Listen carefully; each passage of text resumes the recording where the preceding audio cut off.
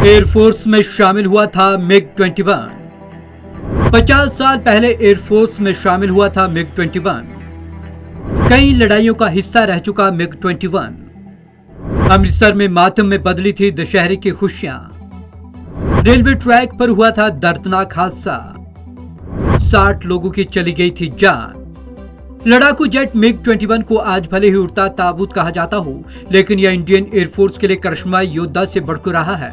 50 साल पहले आज ही भारत में बना पहला MiG-21 एयरफोर्स में शामिल हुआ था। इससे 5-6 साल पहले MiG-21 एयरफोर्स में आगे थे, लेकिन वे रूस में बने थे। करिश्माई योद्धा है MiG-21। पिछले कुछ वर्षों में एयरफोर्स में क्रैशन और कैजुअल्टी में MiG-21 की हिस्सेदारी सबसे ज्यादा रही है। इसी वजह से इसका नाम खराब हुआ।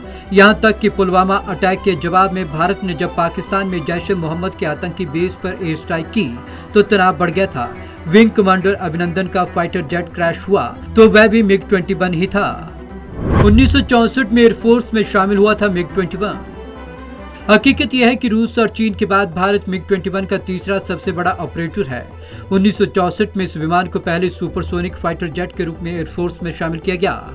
शुरुआती जेट रूस में बने थे और फिर भारत ने इस विमान को असेंबल करने का अधिकार और तकनीक भी हासिल कर ली। करगिल की लड़ाई में लिया था हिस्सा। MiG-21 ने 1971 में भारत पाक युद्ध, 1999 के करगिल युद्ध समेत कई मौकों पर अहम भूमिका निभाई है। रूस ने तो 1985 में इस विमान का निर्माण बंद कर दिया था, लेकिन भारत इसके अपग्रेडेड वेरिएंट का इस्तेमाल करता रहा है।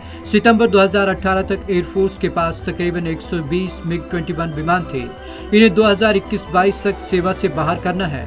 पर्याप्त संख्या में राफेल के साथ ही तेजस को एयरफोर्स में लाने के बाद ही MiG-21 को रिटायर किया जा सकेगा। दशहरे पर हुआ था दर्दनाक ट्रेन हादसा। 2018 में 19 अक्टूबर को अमृतसर में दशहरे की खुशियां मातम में बदली थी।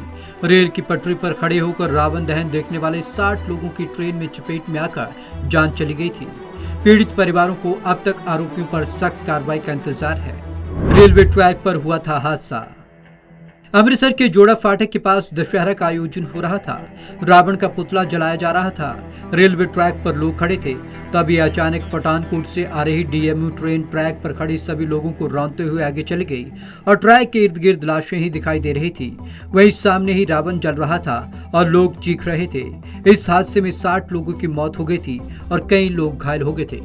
Bureau report, Punjab Kesari TV, Chandigarh.